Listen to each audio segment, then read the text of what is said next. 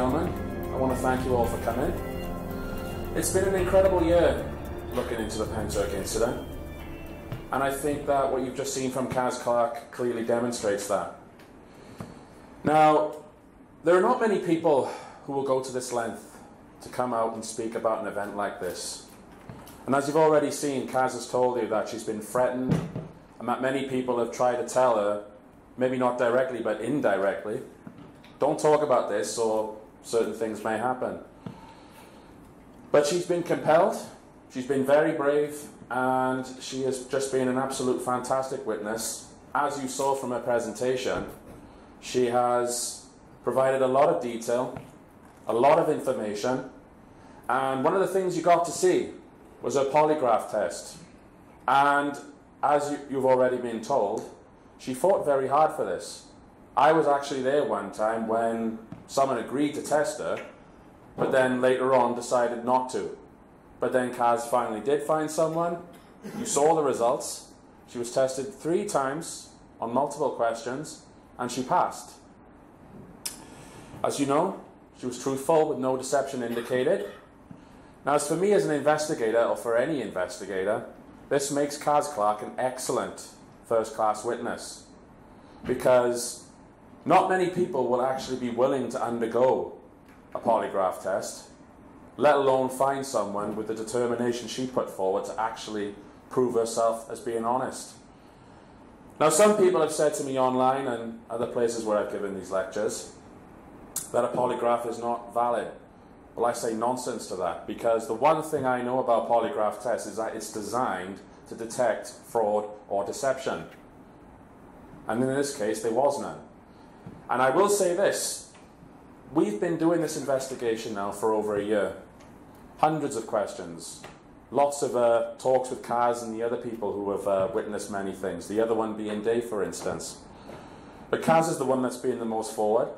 And if she was indeed lying about this, you've got to understand this is such an intricate, detailed case. At some point, you're going to figure it out that they're lying to you.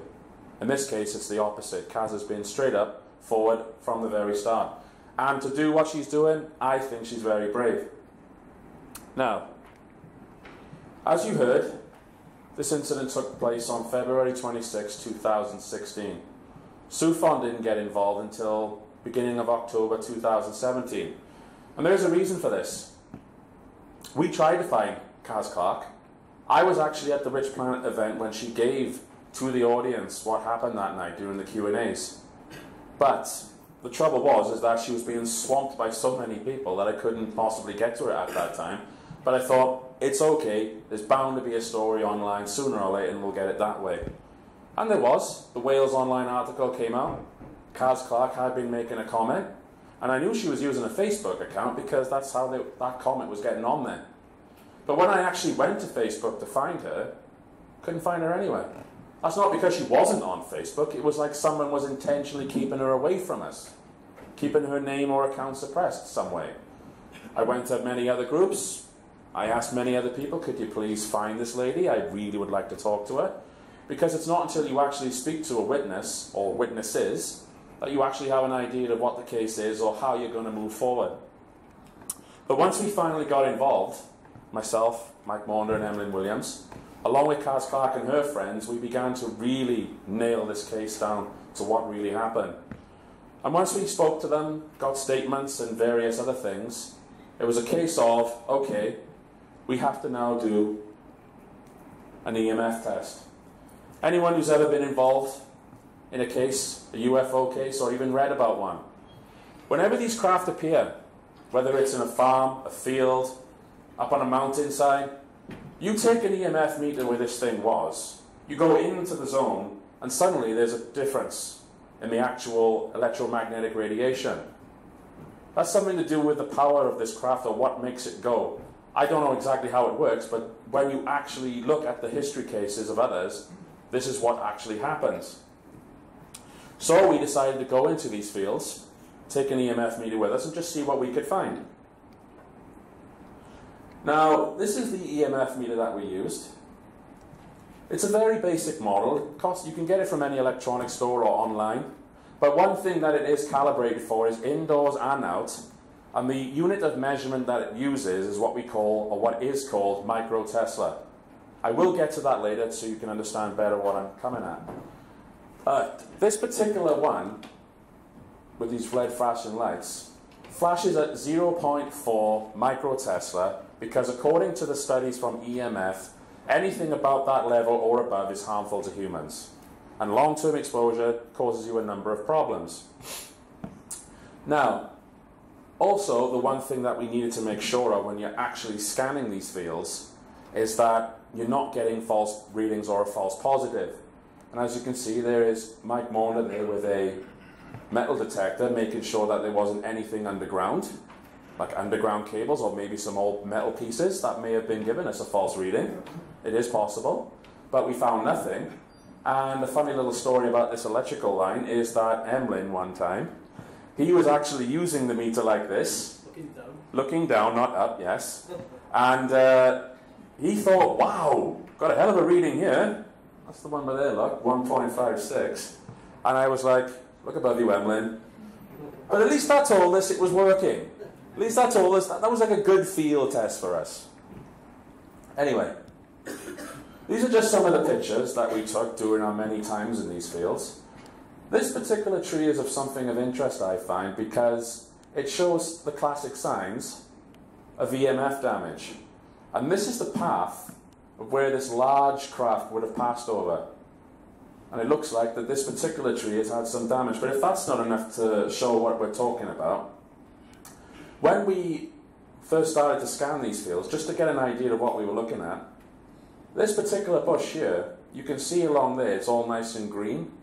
But as you get more into this area where that red orb would have been floating above, you can see that the leaves on this particular branch of bushes has actually died or dead or will not grow.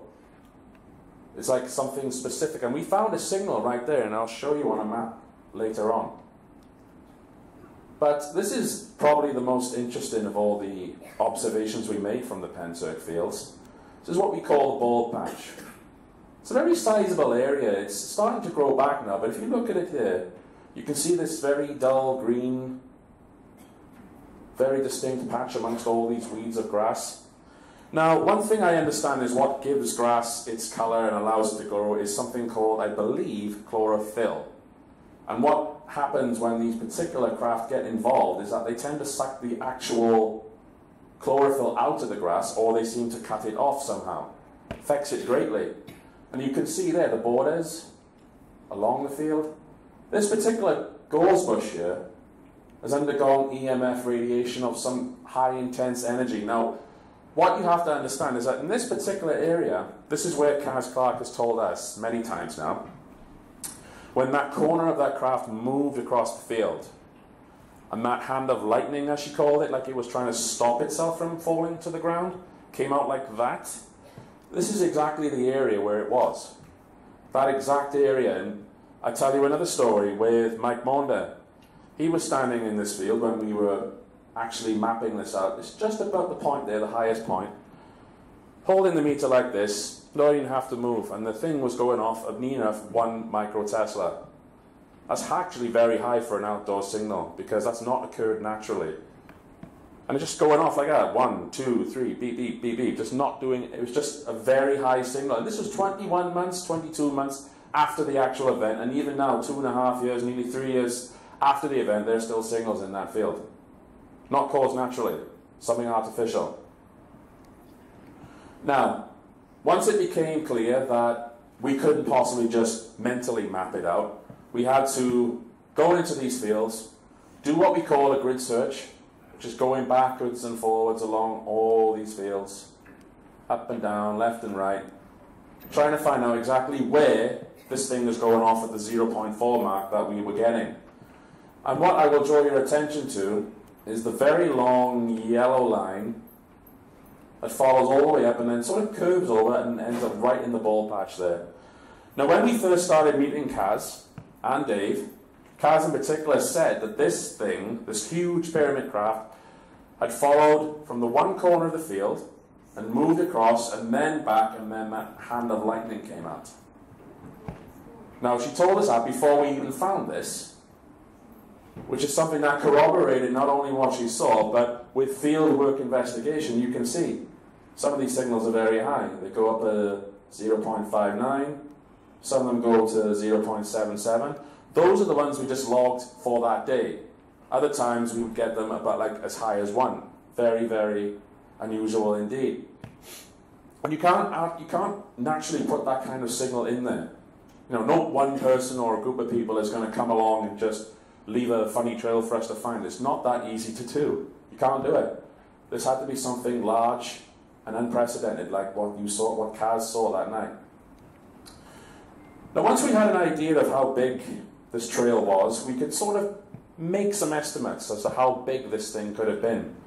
As you heard Caz say, if you looked at the bottom, you couldn't see the top, and it was so wide it couldn't even fill your field of vision. So, just how big was it?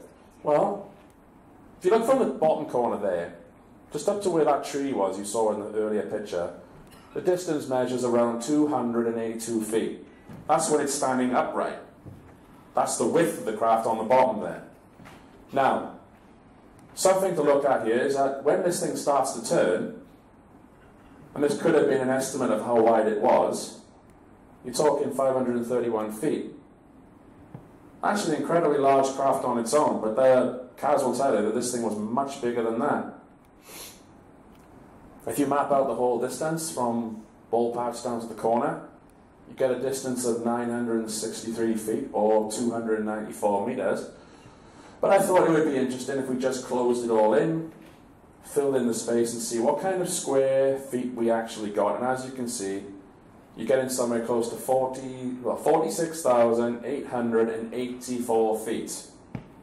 That's something floating in a field without any sort of normal engines or propellers, hovering very silently with the military obviously above. And Caz Clarke saw this, and Dave saw this, and this person, I believe, saw it. This is a comment that was found on South Wales Awakening.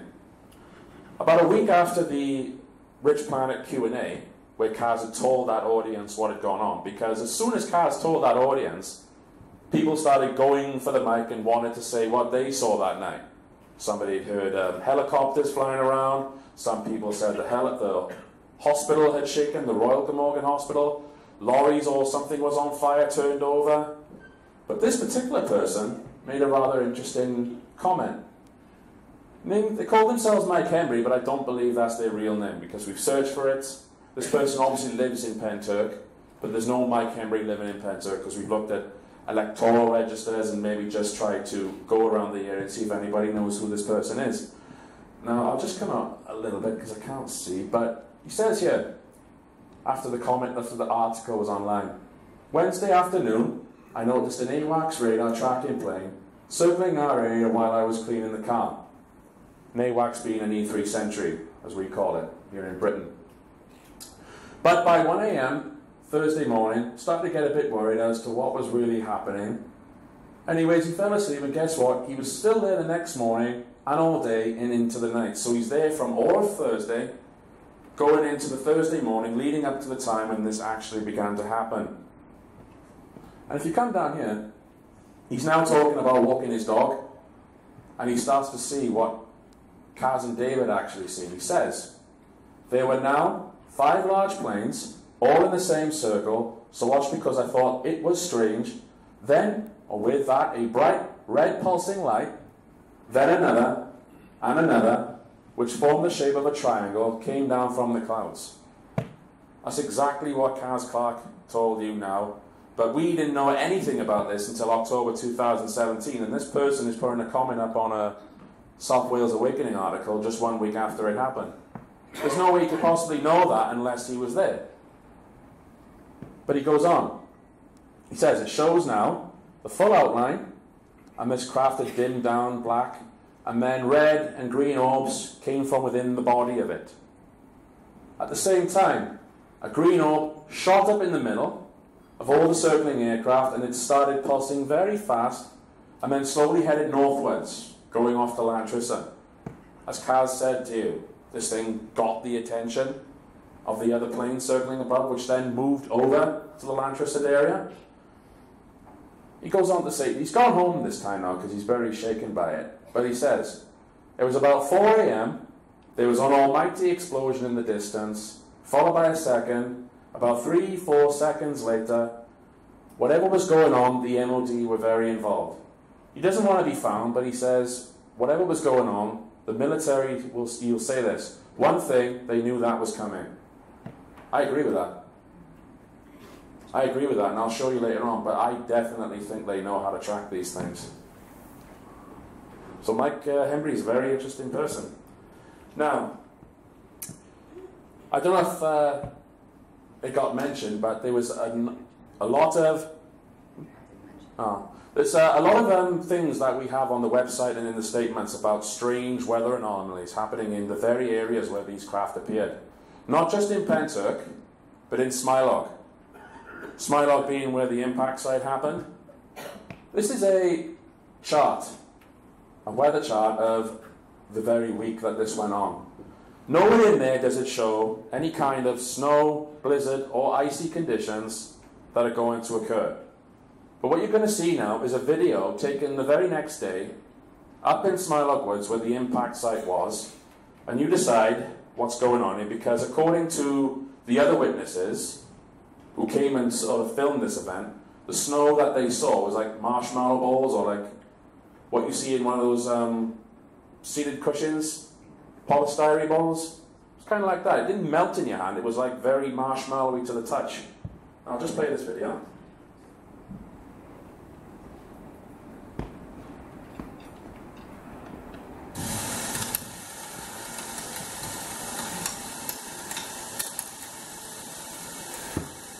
As you can see, with all the burn marks, the snap trees, but just look at the incredible frequency that's coming down. Very high wind. The picture will come back.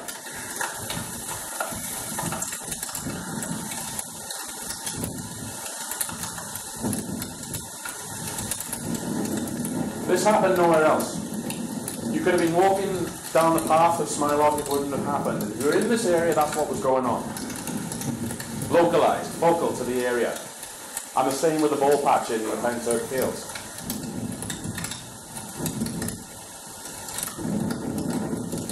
Again, the burn marks. So what's going on there? Again, sorry? I thought I heard someone say something. Basically, what I think is going on there is some kind of high EMF interference modifying the weather in that particular area. If anyone has ever looked at weather modification technology or how our governments are sort of experimenting with this, EMF or electromagnetic radiation is a part of that. And that looks like what's going on there. But one of the other things that we decided to do is that we had to map out Smilog Wood. We've done the EMF signals and the tracking for Pentrych fields. A good way now is to go up to Smilog Woods and see if we can duplicate the same thing there. Find signals. And sure we did. You can see again, look, the 0.4 outdoor EMF meter. These are just some pictures of flags. There's the so-called sanitized felling. And there's some of the other pictures that we took. But look at this. This is an aerial map of Smilog. Obviously with the trees still up there. But this is the impact site. This is the road. And this is what some of the signals we got. But I'll just draw your attention to these blue lines. These blue lines are bike trails. Smilog Wood, the people who own Smilog Wood actually make mountain bike trails for people to ride their bikes down and do insane jumps and stunts and everything. One particular person, his name was Oscar Green, he spoke to me not long after I started investigating. He said to me that him and his friends had a ramp about here, which they would jump and then try to clear that road and then continue on down there. He said he got up there on the 26th. The previous day the ramp was fine. He goes up there on the 26th and the ramp is smashed to pieces. Ramp was perfectly fine the day before, but then he comes up there the next day and he says it's been smashed to pieces. Now I asked him, do you know why that is? He thought the council had done it. Council hadn't done anything. But he also saw the E3 sentry, so he's another witness to who saw this circling plane. But it's just interesting that somebody is a first-hand witness just to that particular piece of information. Now let me show you what you're looking at here. There's the impact site. This line here, as I said, we did a grid reference search of this area, all surrounding areas. These are the only areas that we got a signal.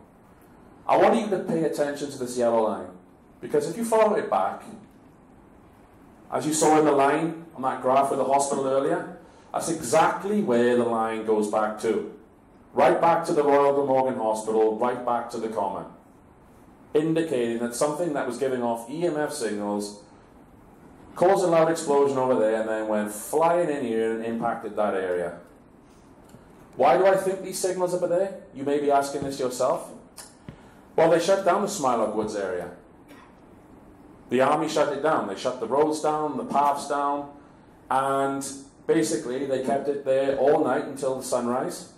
And the only reason I can understand why I'm getting signals here is that whatever was in this area, they've dragged it down, left it there, ready for someone to pick up. Helicopters were seen going in and out of the Smilock Wood. Trucks had been going in and out of this. And I'll get to that again. You'll understand why that's important. Just so that you understand where I'm coming from with the EMF. I said it was in microtesla, yeah? The measurement here, 1 to 25, that's milligauss.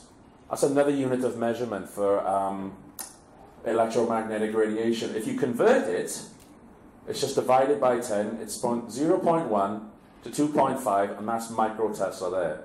That's the unit of measurement I was using. And to give you an idea, look, 1 to 25, 0.1 to 2.5, that's actually a microwave level. So basically, when you're walking into the fields, when you're walking into Smilock Woods, you are being microwaved by electromagnetic radiation. That's not there naturally, not by power lines or telephone lines. Somehow it has gotten there artificially. And I believe, really do believe, that that was from the craft, and the green thing that was probably shot down over Smilock Wood. Now, got a lot of freedom of information requests and public responses once this information started to get out there. One of the things I wanted to ask about was this loud explosion, because that was the most unanimous thing I got from talking to the witnesses, is that there was an almighty explosion or almighty loud bang. Some of them said one, others said there was two. So going from experience of looking at other cases, I thought, okay, why don't we contact the British Geological Survey and see if we can find any signals? And I requested that the dates be from the 22nd of February to the 28th of February, just to spread it out. And when I got to Friday, around 4 a.m., this is the whole day's graph here for Friday the 26th. This is the line of the graph there. Maybe you can't see it. But when you bring it closer, look, you bring it to 4:21, and oh look, there it is. This was taken from a station in Monmouth, which is 40 miles away northeast of Smilock Wood. According to the army, that's done by a simulated explosion. A simulated explosion, yet somehow powerful enough to shake hospitals and wake people up in their beds. Something that's happened that night when this explosion took place. This Apache gunship was forced to make an emergency landing at Cardiff International Airport just about 13 minutes after this explosion happened. It happened at 4:34. Now, the reason why it landed 10 minutes later or just after that is because when you fly from Llantrysant, the common area, to Cardiff International Airport, it takes roughly about 10 or 11 minutes to actually get there. And this thing was probably the cause of that explosion. I'm certain of it. Timing is impeccable. I had previously thought that the reason why this Apache helicopter had made such a quick run to Cardiff International Airport is because that was the closest one. No. Turns out that Cardiff International Airport is the only place that has a facility to fix these things. This is Mike Hopkins, someone who is a former MOD man. He just basically says that the MOD no longer works at St. Athan to fix military, but there is a 24-hour airfield emergency service at Cardiff Airport. That is why it went there. And it later took off that day basically with generator fault failure. Some electronic faults caused by an explosion. And just in case anybody wants to check the links, this is a map of St. Athan and the links that Mike sent me just to confirm what he was saying is true. So, we've got a recorded signal, witnesses hearing loud explosions at roughly the same time, hospital shaking, and now I want to know what is the cause of this signal because it's now recorded on a seismograph. So I asked the British Geological Survey, could they please give me an explanation? And they basically said that it seems likely that the small transient signal recorded at 4:20 results from a local noise source in the vicinity of the site. This is coming from downland Trisond area.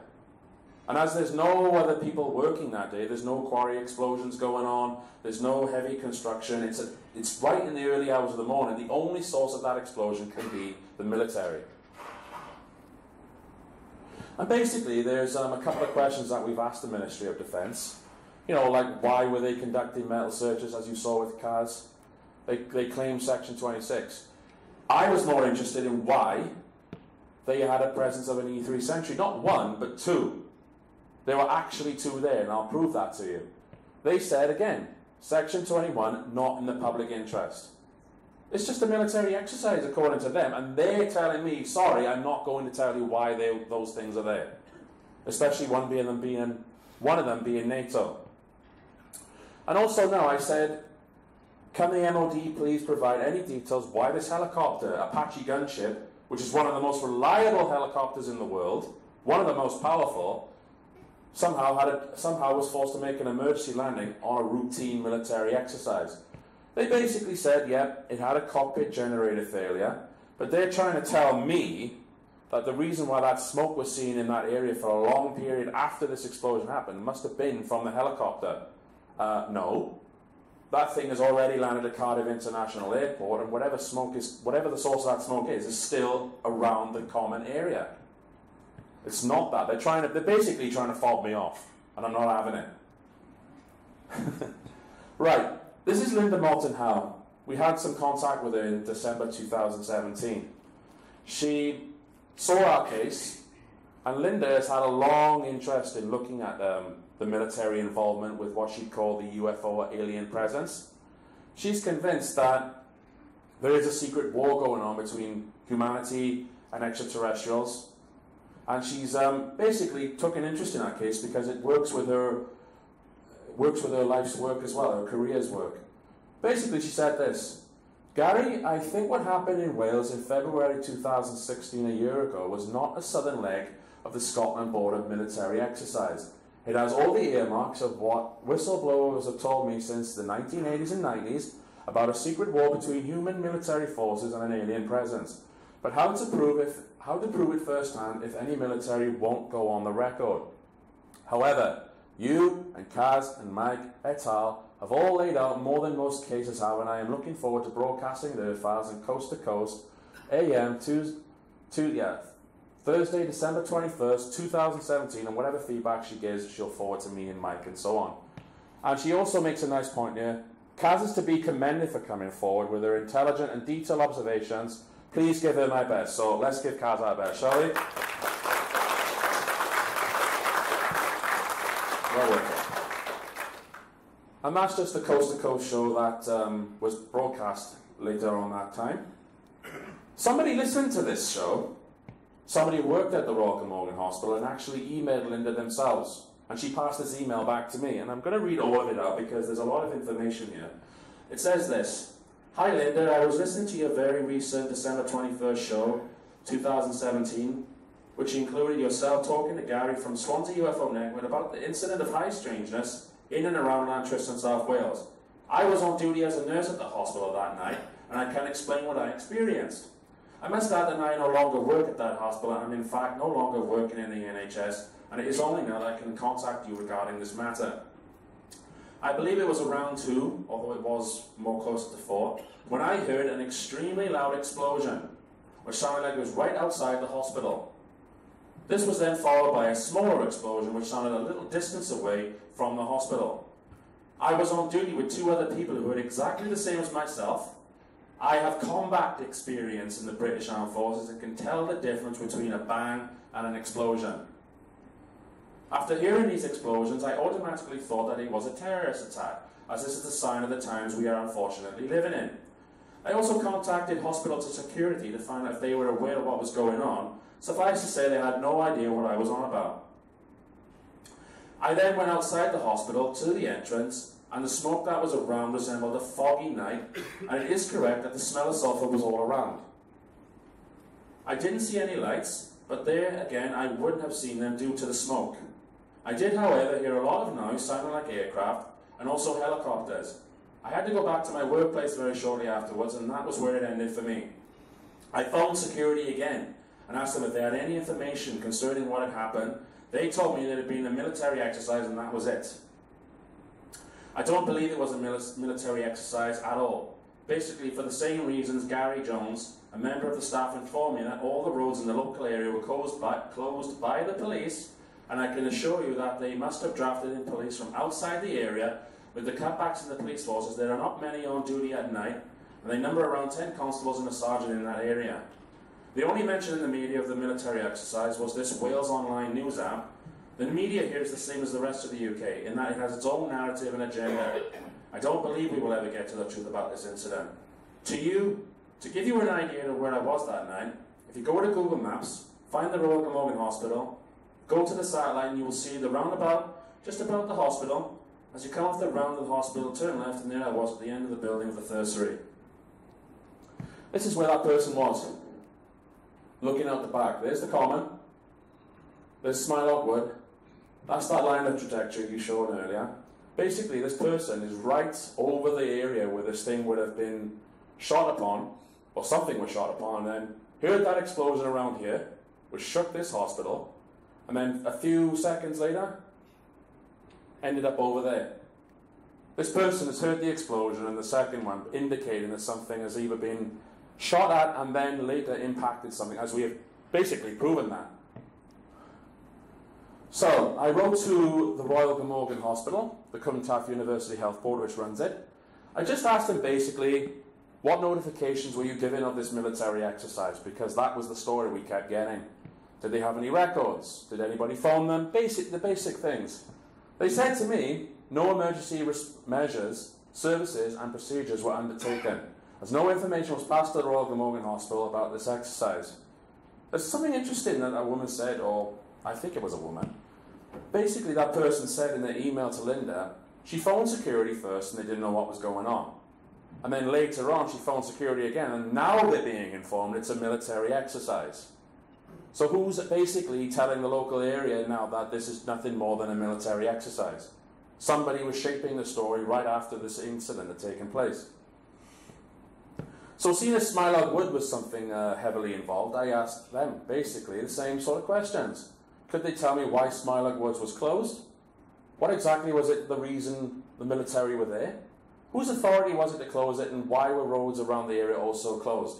They said to me, there was no permission granted to the military to close the woodland and public paths and let off explosives in the woodlands mentioned during these dates or in any date. So basically, they have no record of this.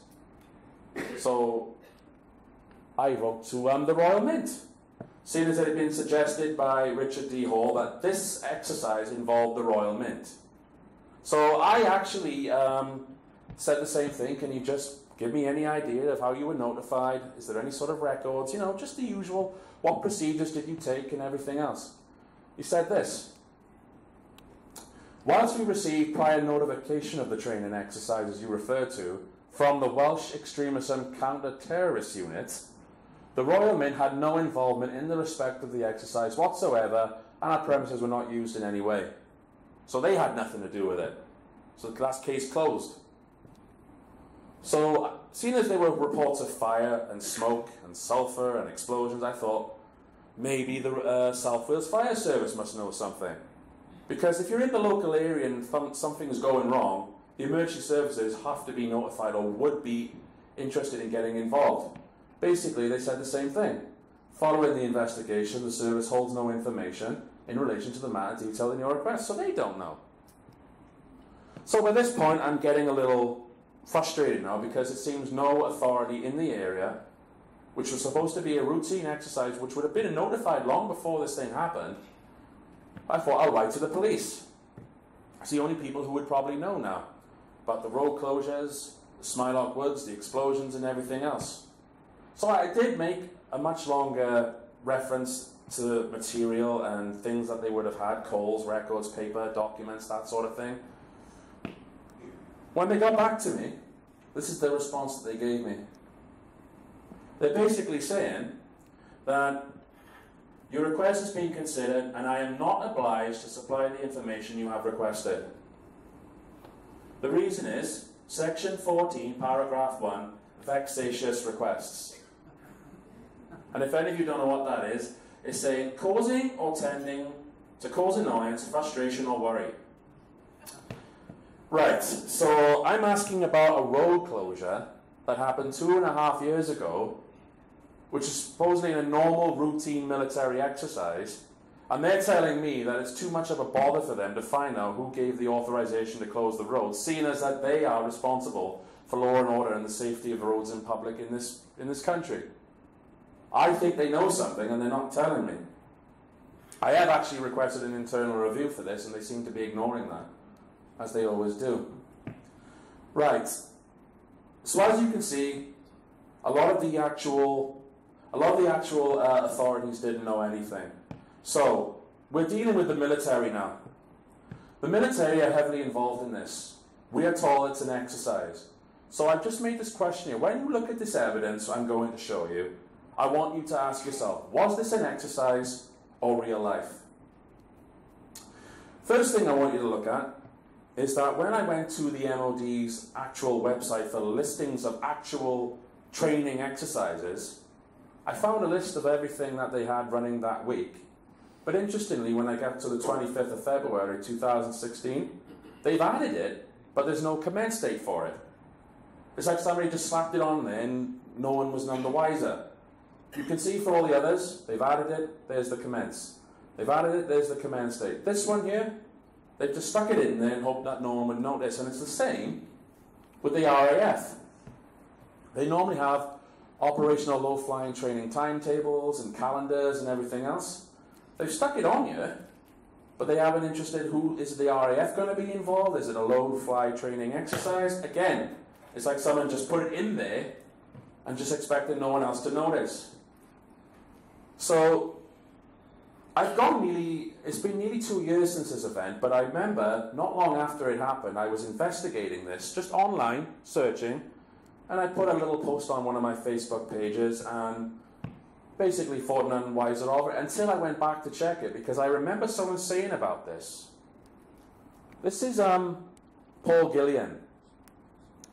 He was asking me all kinds of questions at that time about the Apache. As you can see, the radar returns were very well known early on. And he said something to me that I basically asked him about later. He said, it's strange as well that all the online records for the archived timetables for low-fly military activity between the 22nd and the 26th of February have been deleted. Like this one, for example, and that's the link he gave me there. Normally, you follow the link, the timetable comes up. You follow this link for that week, status not found. Somebody has meticulously deleted this record for no one to find and just stuck it up on their timetable as if no one would notice. This is what it normally looks like. There's a few dates, look. These are the areas that you'd be looking at. LAF7 is for Wales. That's what it should look like. But basically, for that particular week, someone's deleted it. And there's a lot of evidence like this in the public record, especially with officials in the military that have been deleting records. So now we come to the military itself, the timeline. I was very fortunate to find this, because I thought I would never be able to piece together the military's timeline, because they don't show up on normal internet radar. You can track planes from a couple of years ago commercially, but the military, they don't show up. But I was able to find this. This is like a plane spotter website for military enthusiasts. You have like train spotters and plane spotters. This is a military spotter. And if you look at the date, This is for the 17th of February 2016, and someone's already saying that a notice to airmen has gone out for exercise chameleon, but it's taking place up in North England. It's up in the north of England, not down in South Wales. And somebody's talking about how they're gathering all kinds of equipment now. Basically, 2 Chinooks are coming down from the south of Scotland, all the way to RAF Leeming. This was on the 21st of the 2nd, so that would have been on the Sunday. One of the actual planes that was circling Caz's skies, the Pentrych area, for days before this event, there's one of them right there, ZG996. This was already at RAF Leeming in North England, waiting to be given its orders to start circling down the bottom.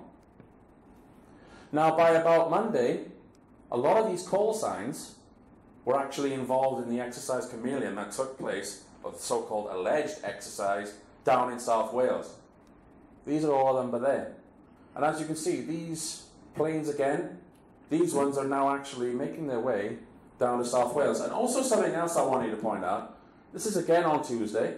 By now, the plane is circling around Llantrisant and Pentrych, I should say, 2 of them. But while that's going on, they're up in North England and they're practicing parachute drops, single and double. And as I showed to you earlier, this is the north of it. This is RAF Leeming here.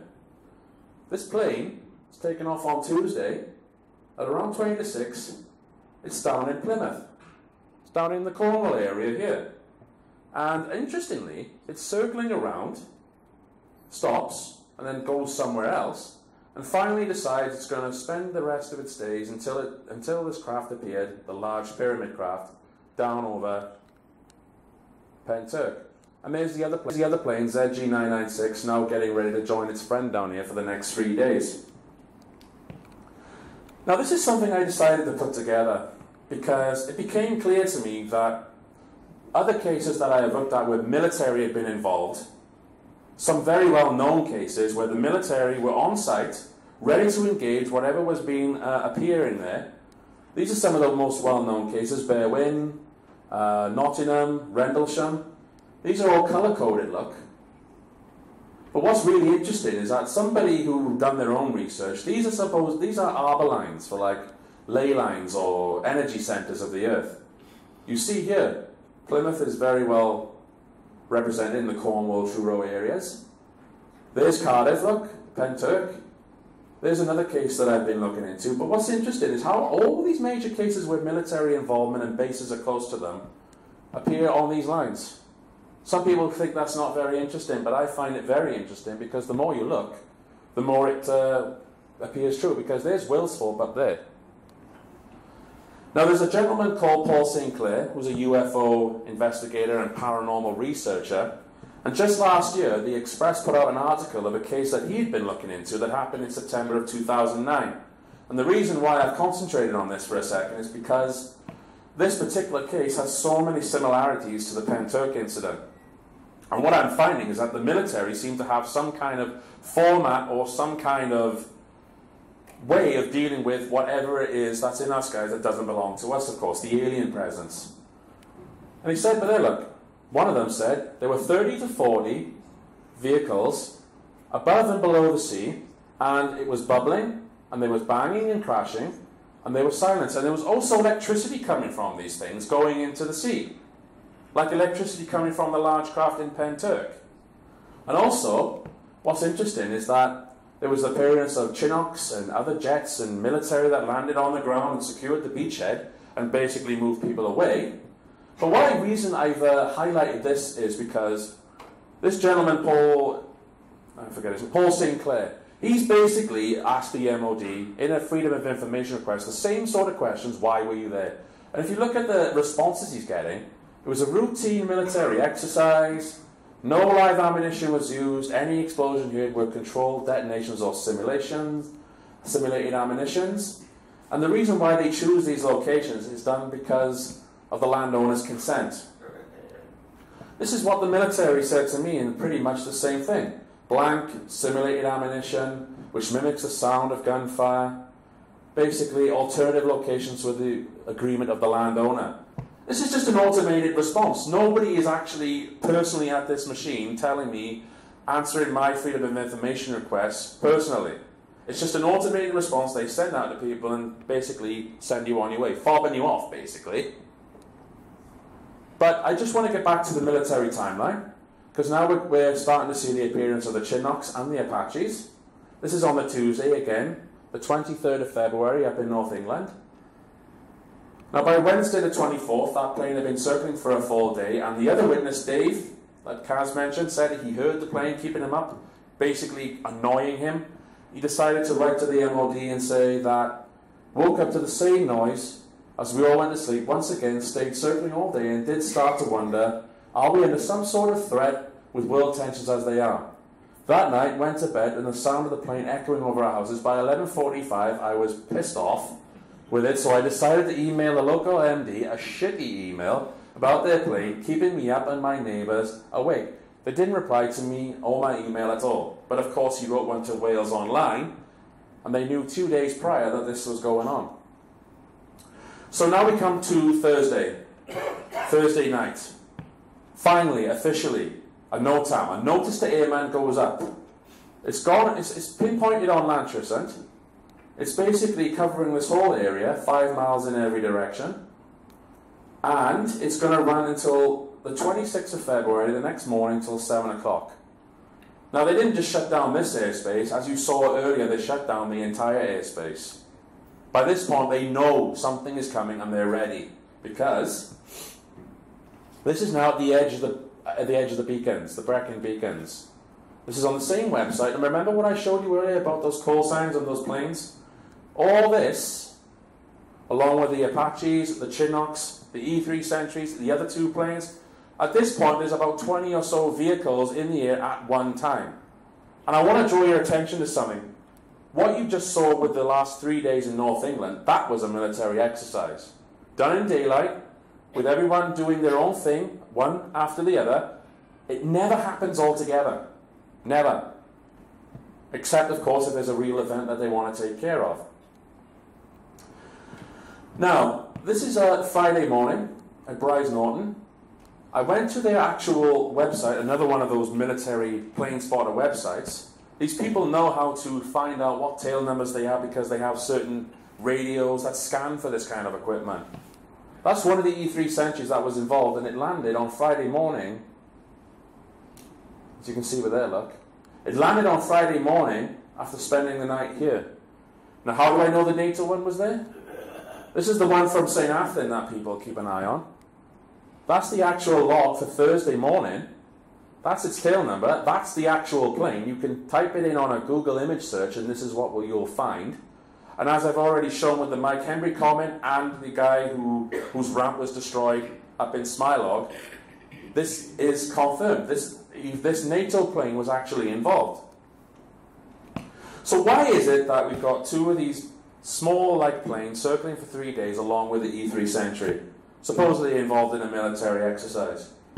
And what I found out is that the E-3 Sentries and these particular planes are involved in something called ISTAR, which stands for Intelligence, Surveillance, Targeting, Acquisition, and Reconnaissance.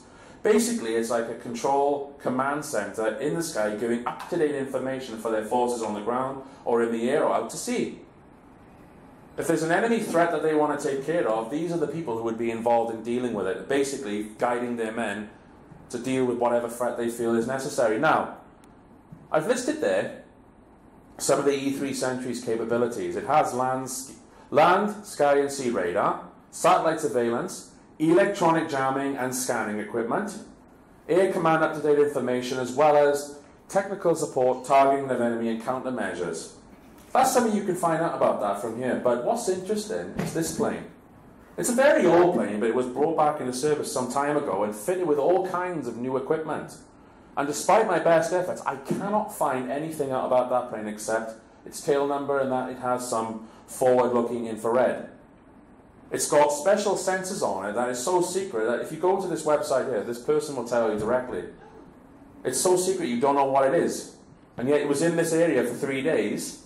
And remember what we saw earlier? The green object has gone off to northwest to Lantricent and is now circling around the Smilock Woods area looking for something, basically I think it's found where that object had crashed or where it was hiding. Now, a lot of people ask, well, okay, witnesses were there, where are the photographs? Where are the videos? Well, that's not to say that these people didn't try to get photographs or videos. This is Dave's phone, actually.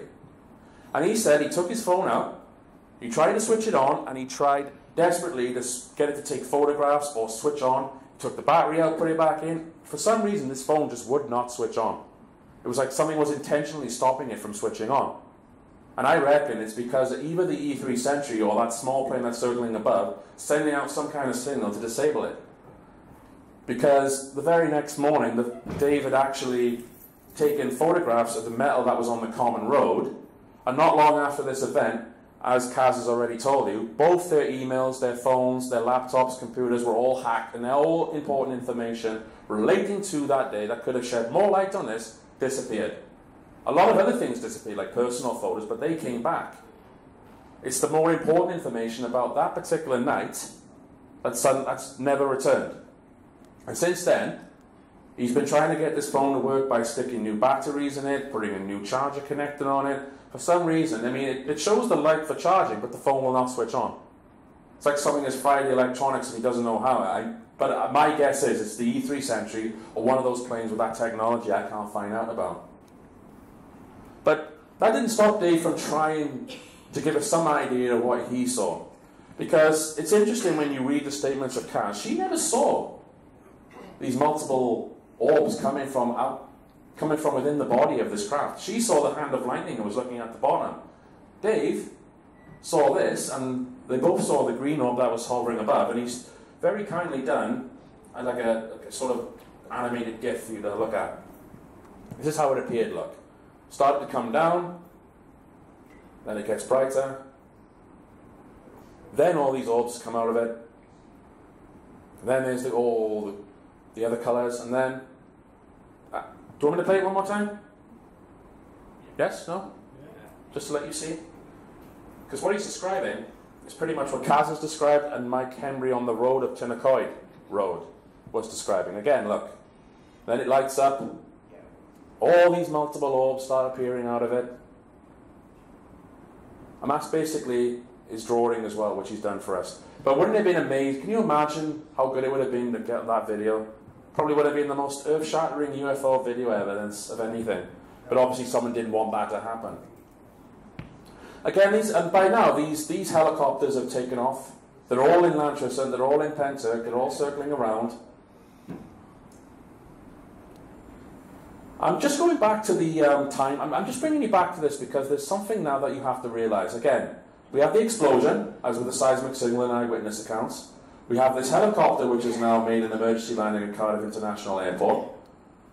What's interesting now is that while that plane is continuing to circle Smilock, while the Apache is now making an emergency landing and the explosion has already happened, this helicopter here, this Apache, takes off from St. Athan and makes regular trips to and from Lantrison area back to St. Athan as if he was picking something up and bringing it back. And he does this a period of 3 times, and you can see in Dave's statement here, this is a key part of it here. I could only see 2 Apaches after this, but could hear the twin rotor Chinooks coming from and at St. Athan's in the distance. They were flying back to start Athan, then back to Lantrison as if they were transporting something. This was very loud. And the reason why I showed that purple line on the Smilock Wood earlier is because I believe that whatever they shot down was most likely that green object, and that this thing was transporting it back to the base. There's a reason I suggest this even more. This is a comment that Mike Maunder found.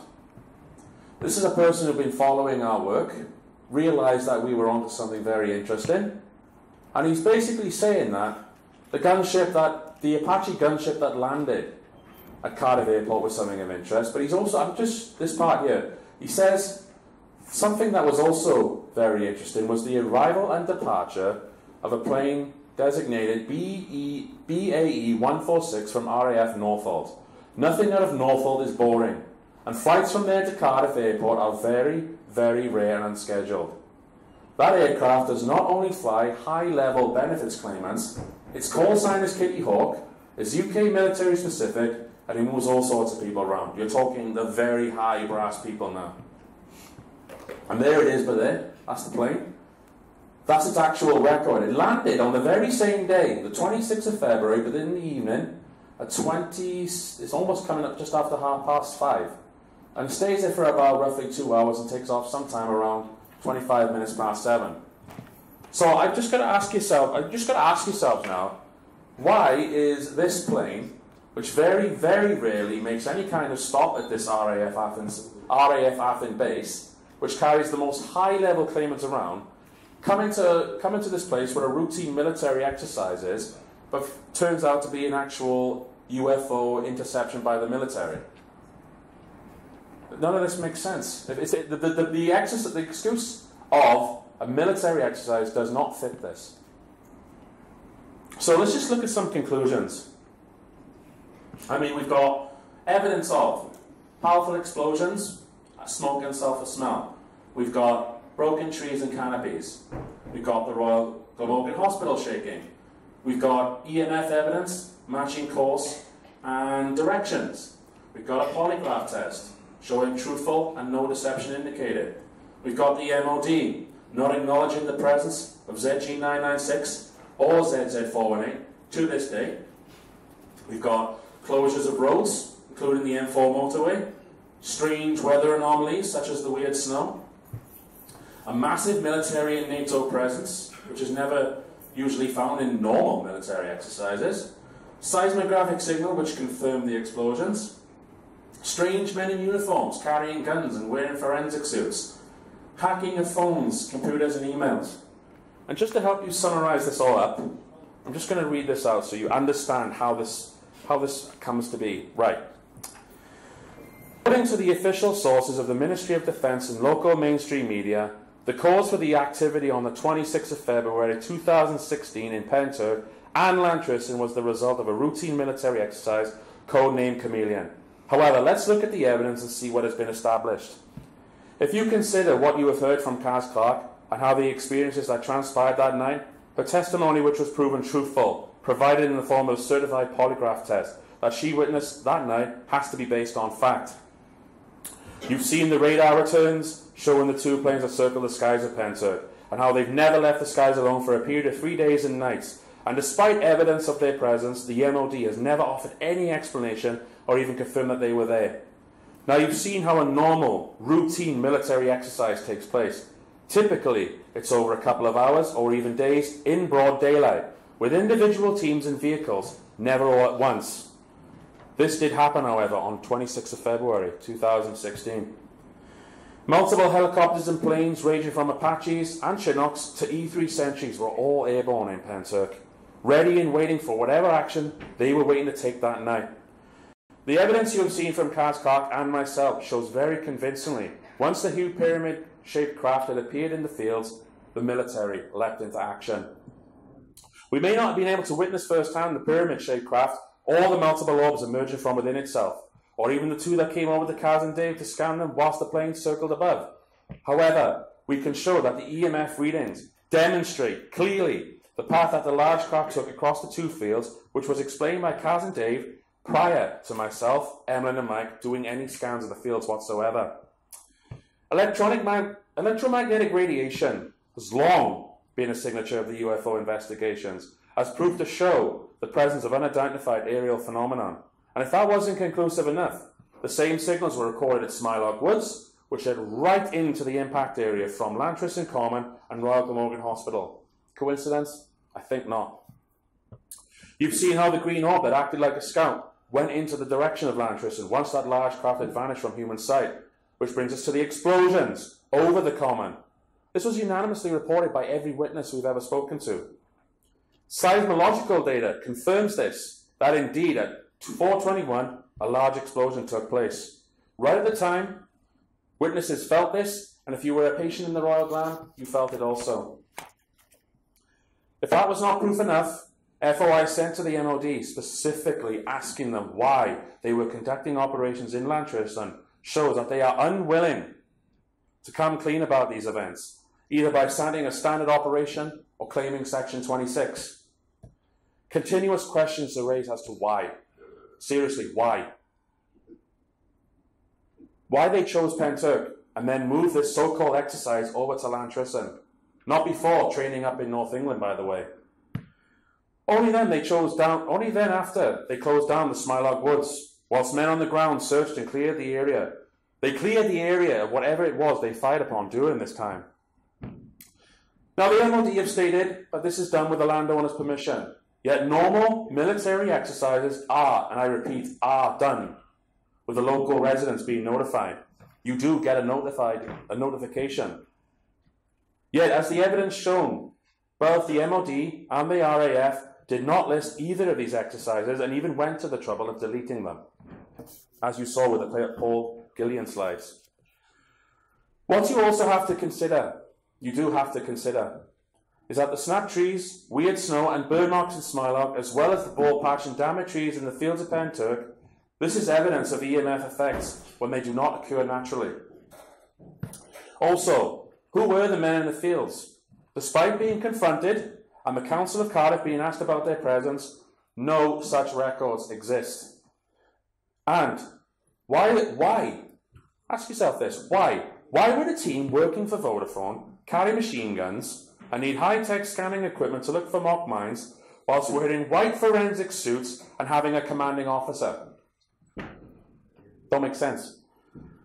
Nothing makes sense about the official reasons or explanations for that night. Why hasn't the media done any follow-up story about that night, and why did someone find it necessary to hack the devices of both Caz and Dave, deleting vital evidence to shed light on this event? Ladies and gentlemen, I could go on, and believe me, I could. But it's obvious to those who look at the evidence that this was not, and I repeat, not a military exercise. Respected investigators like Kerry Cassidy and Linda Moulton Howe are convinced, as am I, that this is a real UFO event. So I put it to this audience. Act like the jury. Look at the evidence. Be critical, but not overly critical. Examine it with a clear mind, and you yourself will see that what Caz Clarke has shown you, and what I have presented to you along with Sufon, that this is a timeline that is corroborated by what Caz Clarke has told you. I say to you that I believe that the Pentrych UFO incident is real.